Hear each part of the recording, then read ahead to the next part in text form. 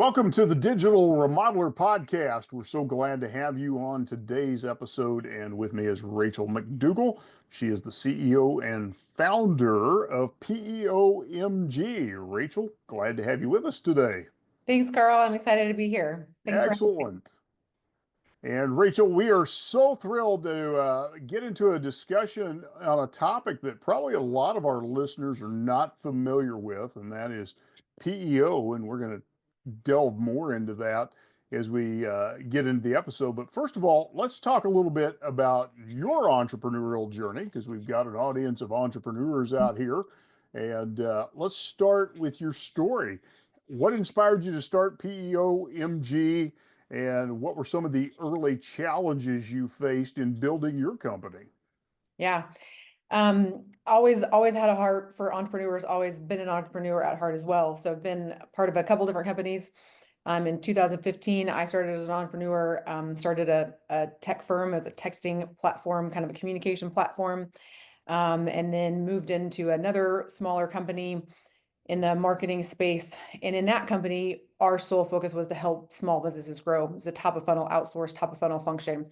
And in leaving that company, continue to see the same theme in the marketplace of helping small businesses grow, right? 50% of them don't make it. And, how do we help small businesses in our economy just thrive? And so that's really where the heart of this business was born. Excellent. And you've given that, some of your background. Obviously, you noticed along the way there's just some recurring problems that show up in that failure rate. And so, one of the recurring problems obviously is what led you to start PEOMG. So let's talk about that pain point that you kept seeing over and over again, and really what brought about PEOMG. What is the pain point that we're working on here? Yeah. So what we do, we help clients. The problem that we solve for is a small business owner that's wearing all the hats, right? We find business owners that started their business for a specific reason, and then they find themselves drowning in HR compliance and payroll and payroll administration and employee benefits and hiring and firing and recruiting and the whole gamut of what we consider your human capital management strategy. And we also found that there's something called a PEO, professional employer organization, that is a huge resource to outsource those HR functions to a PEO. But navigating and finding that right partner for your business is extremely challenging and very fatiguing buying process.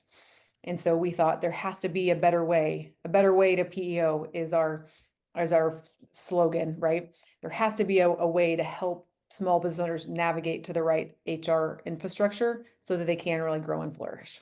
Excellent. Yeah. So you brought up PEO, and you're right. It's a term that I think again a lot of our audience is not familiar with. So let's kind of break down the basics here, just in a very simple, easy to understand.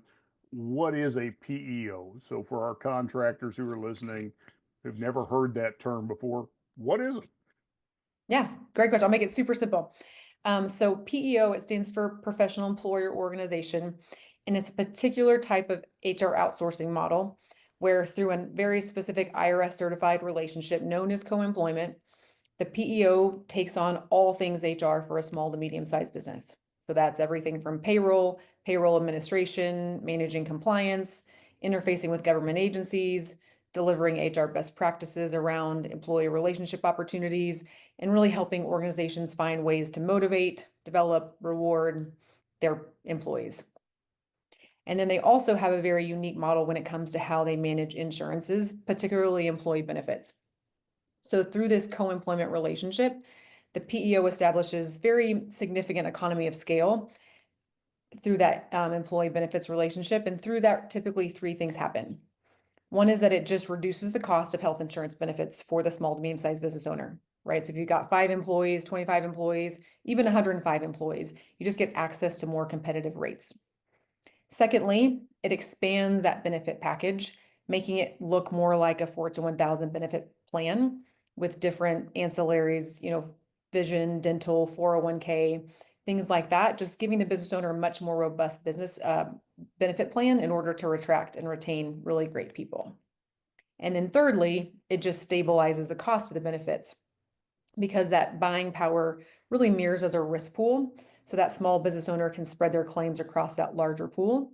So PEOs would say that they typically see, year over year increases more in the mid to single digits versus, a typical 12, 14, or even 25% increase.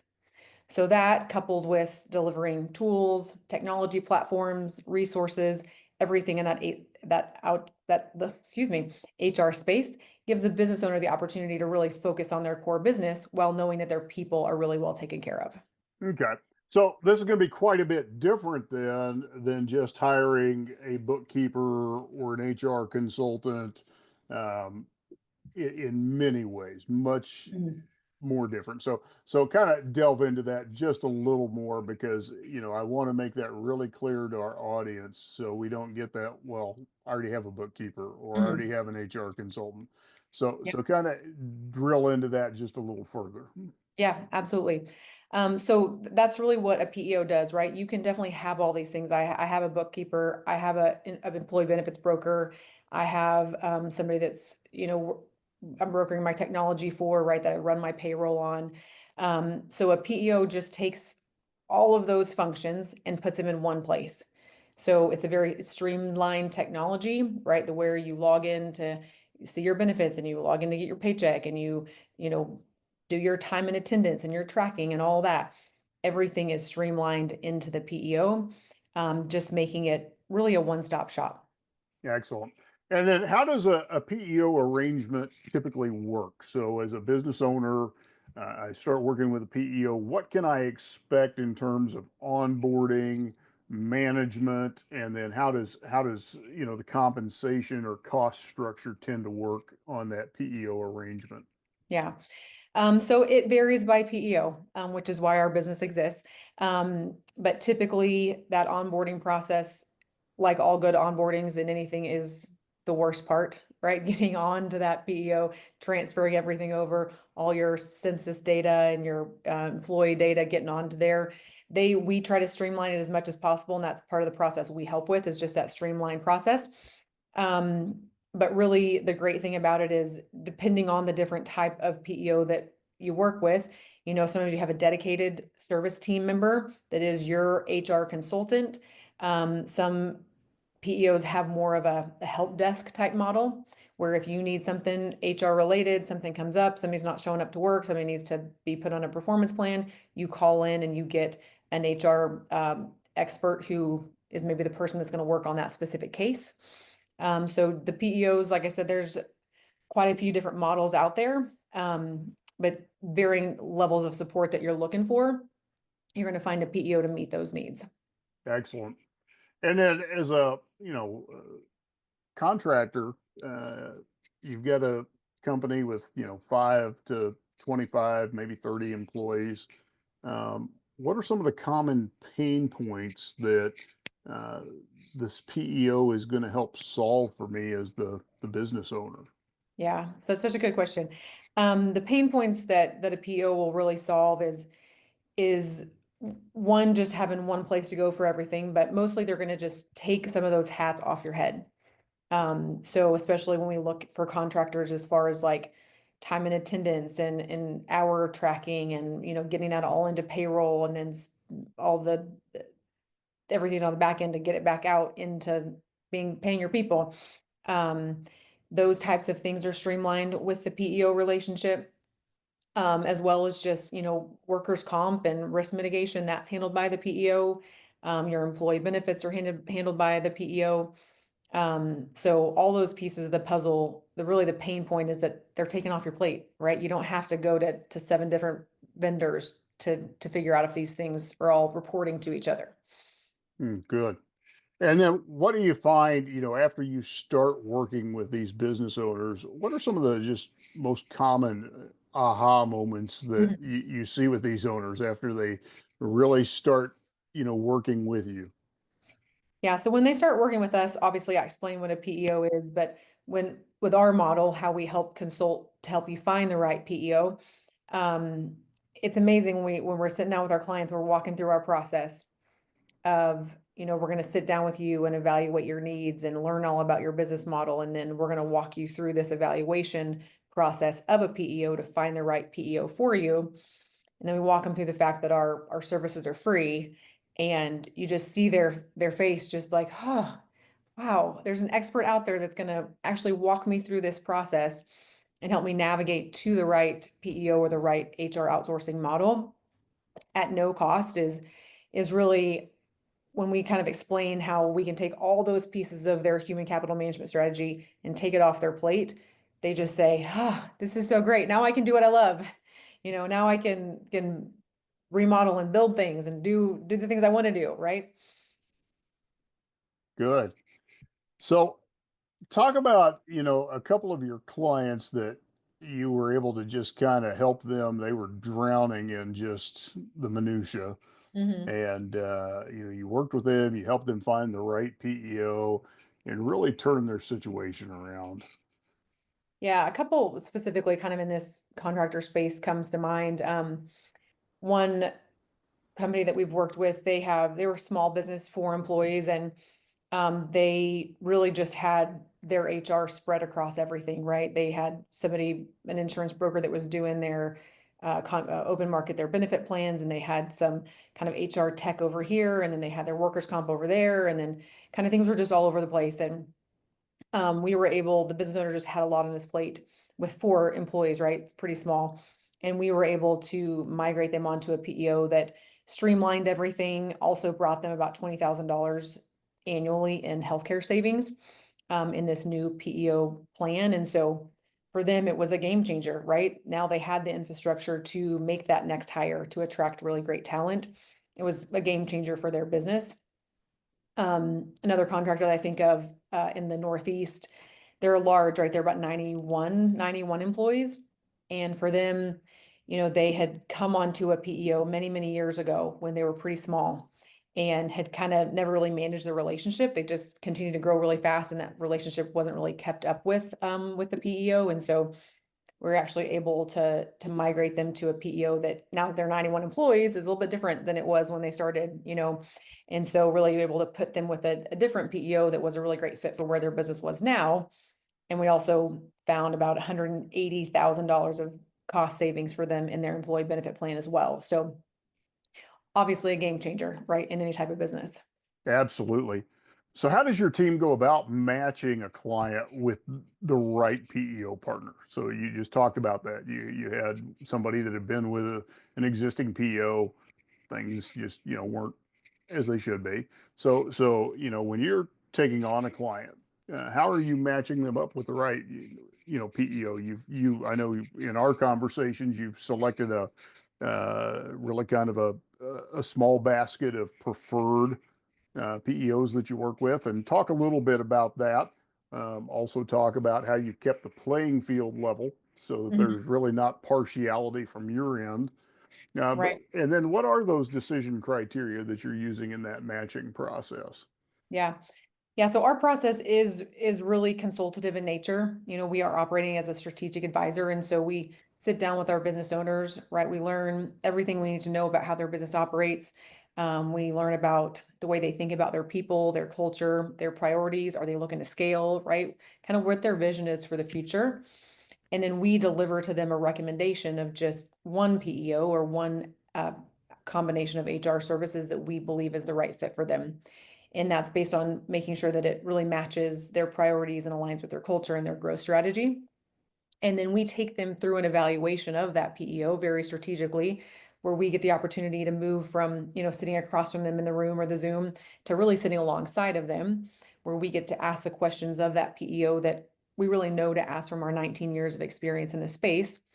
So the business owner can hear those answers, understand the relationship, and then when they turn to us and say, hey, we really love this, we want to do this, feels right, then we configure that environment for them, we negotiate it for them to its most cost-effective level, and then we oversee the implementation of it. And then at that point, our services never go away, right? We kind of sit on top of that relationship as really a strategic advisor. So we're making sure that every service level expectation is being met, that they're seeing an ROI on that investment, and then as well managing, renewals and future events, service level adjustments that will need to happen as the business changes and grows. And kind of speaking to the model and the way that we keep this unbiased approach in our position is for all of that, all of our services, the initial consultation, the ongoing services and support, that's completely free to our clients. So kind of similar to a broker situation, we're not paid by our clients, we're paid by the PEO that we've chosen to put them with. And on that front, as far as kind of not having our finger on the scale per se, we've worked with each one of our partner organizations. Currently, we work with 16 what we consider embedded to be best-in-class organizations. And we've worked with each of them to make our compensation exactly the same across the board. So that regardless of what we recommend, we really wanted our clients to be able to lean into that recommendation, knowing that it is fully about fit for them and not about the finances for us. So that's how we go about making that recommendation. And then as far as what we are looking to evaluate, there's about 900 PEOs out there. They all have a different combination of services and things like that they can deliver to a client. So kind of we look at 4 different key factors. What is going to be what the business owner needs. First piece of that's going to be what we consider transactional HR, in payroll administration, technology, compliance, things like that, just tactical HR. The next is going to be benefits, right? Just employee benefits that they need to bring on. Thirdly would be more of that HR risk mitigation around anything that happens in the people space, right? Wrongful termination or sexual harassment or any HR issues that need to be managed. And then fourthly would be what we consider transformational HR, right? Really full blown recruiting and performance management, training systems, things like that. So we take those 4 pillars and, maybe a new small business owner says, hey, I just need employee benefits for the first time and a way to run my payroll and just streamline processes, right? Just really transactional HR. And I also need employee benefits, right? So we're going to take those and find the best PEO to match those services, or it might be more around compliance and that type of more risk mitigation, things of that nature. So somebody might say, hey, I have a really hard time with hours and tracking and time and attendance and things like that. So we're going to find a PEO that has a better streamlined technology for that. So there's a million different factors, that we look at. We actually look at about 36 key kind of data points and then 4 tenants to really determine who's the right fit for this business owner. Excellent. When you're, looking at the complexities of what a business owner is dealing with, one of the things your website talks about is simplifying complexity. What are some of the common complexities that you find business owners really get themselves just bogged down in? When somebody raises their hand and finally calls you and says, okay, help me, I'm stuck. Yeah. What tends to be the trigger for that call? Yeah, it's such a good question. A lot of it is it's scalability. They've come so far a certain way and they've reached that inflection point of maybe it's we need to offer benefits for the first time ever and we don't know how to navigate the landscape. Another inflection point that we usually hit is, hey, now that the workforce is remote oftentimes, or crossing state lines and things like that, like we don't understand the compliance and the tax implications in different multiple states. So having employees in different states is going to be a big one. But really sometimes we just see the inflection point of I've grown big enough and I really want to take care of my people. It is always a people conversation first. If you don't really care about your employees and you're just like, hey, just give them iffy benefits and hope for the best and cross our fingers and nobody sues us, you're probably not going to want to invest heavily in your people. So from a culture fit, we see people that really want to take care of their people and want to grow their organizations. That's a really great fit for a PEO. Yeah, good. So one of the questions that I want to ask you here is, what would be some telltale signs for one of our owners listening now that they've outgrown their current, HR and payroll strategy and setup? that Mhm. it's time to do something different. Yeah. Um, One would be, the fact that you started with, um, you don't really have anybody in HR, to be quite fair, right? You've got the gal that runs the front desk, and she's now took on payroll administration, and oh, now you need benefits, and she's doing that too. And really, you don't have anybody in HR. You got an HR girl who also does a lot of different things. So that is a big inflection point where you'd say, hey, we've really left ourselves open to a lot of risk here. We don't, fully know that if something did happen, a lot of it is risk mitigation. The great thing about a PEO is that that risk and that compliance and that is all shifted to the PEO away from the small business owner. And so that's a really good inflection point to say our person who's running our benefits and our payroll and everything is also doing 9 million other things. That's a really great time to say, I need something different. I need an expert in this space, right? Yeah, good. Now, cost obviously is something that anybody listening is going to be thinking about, Mhm. and a lot of owners are going to assume that PEOs are just too expensive. You've talked a little bit about some of the savings you've been able to, help some business owners find. Can you help demystify the ROI fears that our listeners might have? Yeah. Um, yeah, so there is some cost involved, right? Rarely anything in life you get what you pay for. It's not ever going to be free. But really what we look at is just a trade-off of time versus money, right? Your time to evaluate or to do this in-house is significant. It's expensive. And so, the opportunity cost there in outsourcing this almost always outweighs the cost of what a PEO is going to cost. The cost is reasonable, and oftentimes the cost is fully offset by a healthcare savings cost.